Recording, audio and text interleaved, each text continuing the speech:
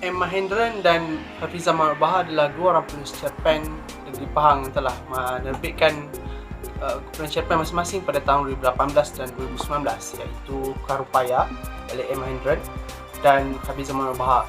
Kedua-dua mereka ni sahabat saya di Facebook dan pernah berjumpa dengan Hafizah Muhammad Bahar ni, dan saya fikir saya perlu kongsikan kedua-dua karya mereka ni yang pastinya tidak begitu ramai orang membacanya. Baik, Kerbau Pak Utih adalah kumpulan cerpen yang ada dekat 20 buah cerpen dan kesemuanya telah terbit di media cetak, media elektronik. Dan saya paling suka 3 buah cerpen, iaitu Kerbau Pak Utih sendiri yang telah terbit di Dewan Sastera. Itu kali pertama saya baca karya Hafizah Muhammad Bahar. Kedua, cerpen Kabut yang Tercala. Dan ketiga, Wak Hitam Anjing Limunan. Cerpen-cerpennya, kebanyakan cerpen ni latar tempatnya adalah di kampung ni, kerana Hafizah Muhammad Bahar ni adalah seorang yang tinggal di kampung, mengajar sebagai seorang pendidik dan juga melakukan kerja-kerja kampung.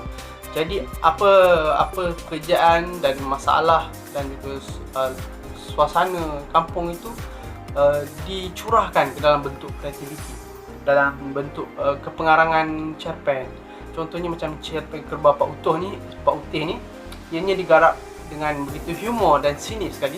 Cerita tentang pasangan suami isteri yang membela, yang hidup di kampung, dan suaminya leka dengan perkara-perkara tidak berfaedah dan tidak melakukan tanggungjawabnya sepatutnya, sehingga perlu dihentak, perlu diperli oleh isterinya untuk bergerak buat kerja.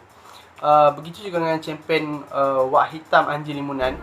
Yang ni walaupun dia cerita yang kita rasa biasa, kita rasa klise, tapi sebenarnya dia cerita yang menarik sebab dia diselitkan dengan unsur surrealism dalam cerita itu, dan pengakhirannya yang membuatkan kita sedikit tertanya. Ceritanya mudah saja. Dia seorang pekebun tua yang sombong, kemudian berkelahi dengan jiran-jiran kebun dia sebab kes anjing.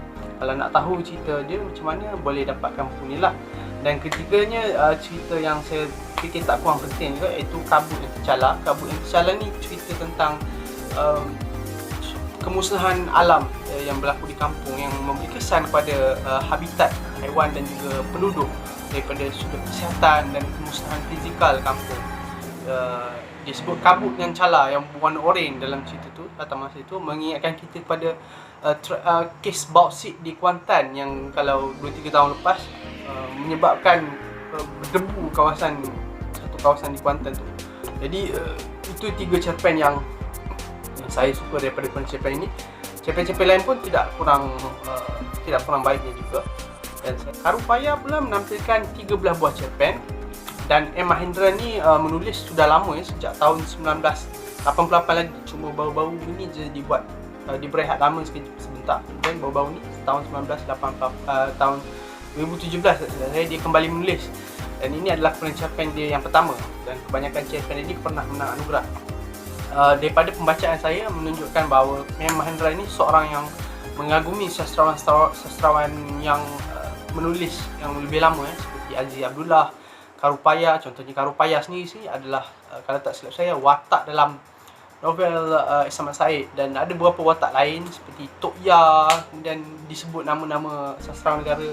Dalam ni pun ada gambarnya dengan sastrawan negara Abdul Hussein. Jadi cerpen-cerpennya berbagai tema dan berbagai gaya penulisan yang berbeza, teknik penulisan yang berbeza. Contohnya cerpen Karupaya yang pertama depan kali ini kisah biasa tentang orang tua yang dihantar ke rumah orang tua oleh anak-anak dia, dan kita biasa dengar.